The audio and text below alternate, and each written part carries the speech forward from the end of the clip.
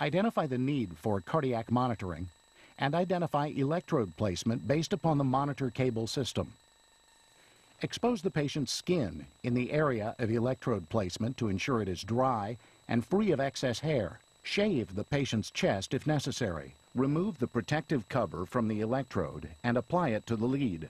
The lead marked as RA, usually white, goes on the right shoulder. The lead marked as LA, usually black, goes on the left shoulder, and the lead marked LL, usually red, goes on the left lower chest just below the margin of the ribs. Connect the electrical cables to the monitor, turn the monitor on, and make sure the appropriate lead view is selected.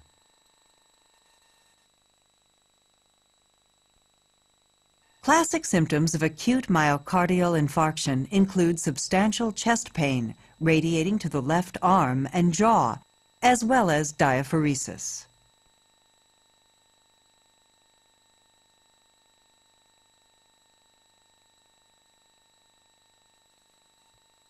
The coronary arteries are specialized in that they supply the active heart muscle with oxygen-rich blood. Each coronary artery supplies a different region of the heart with blood, as delineated by the 3 different colors used here.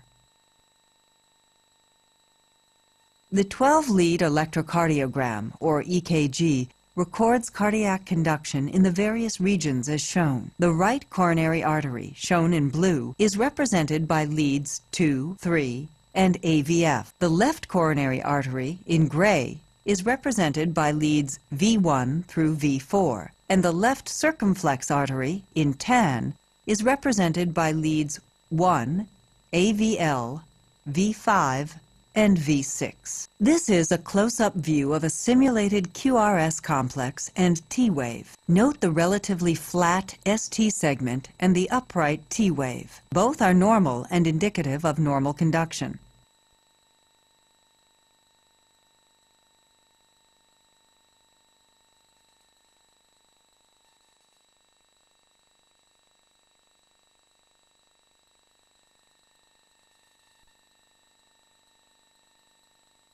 A close-up of the right coronary artery allows a cross-sectional view of plaque development within the vessel.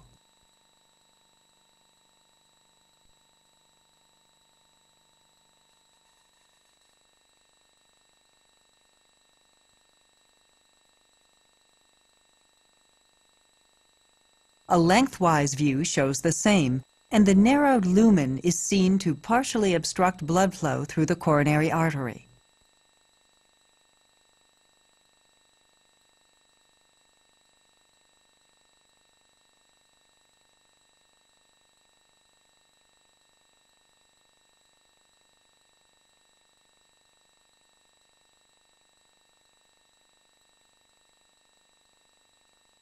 Plaque within vessels can rupture, releasing clot-promoting factors into the bloodstream.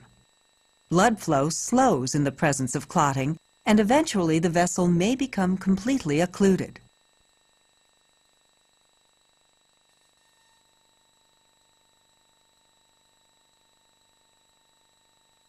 The location of the obstruction within the coronary artery determines the distribution of cardiac tissue that depends on this flow. This dependent tissue, shown darkening, will gradually infarct once deprived of its oxygen-rich blood supply.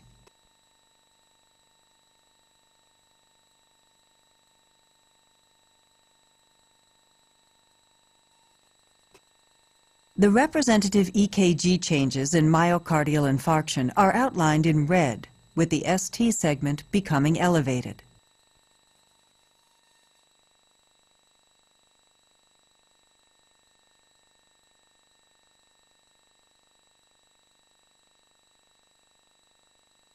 Within the bloodstream, myocardial cell death leads to the release of cardiac enzymes that can be measured in the laboratory.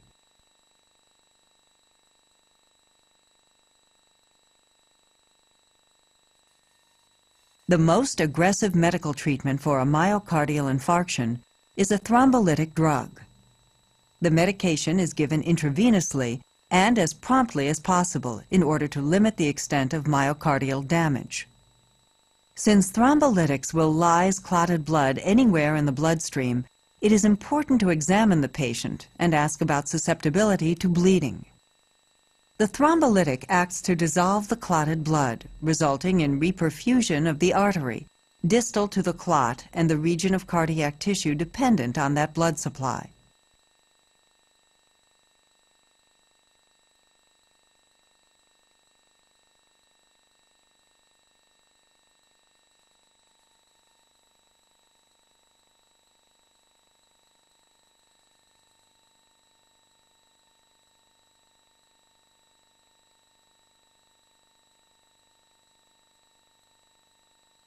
If the medication has been successful, the EKG tracing may normalize and the patient's symptoms often resolve.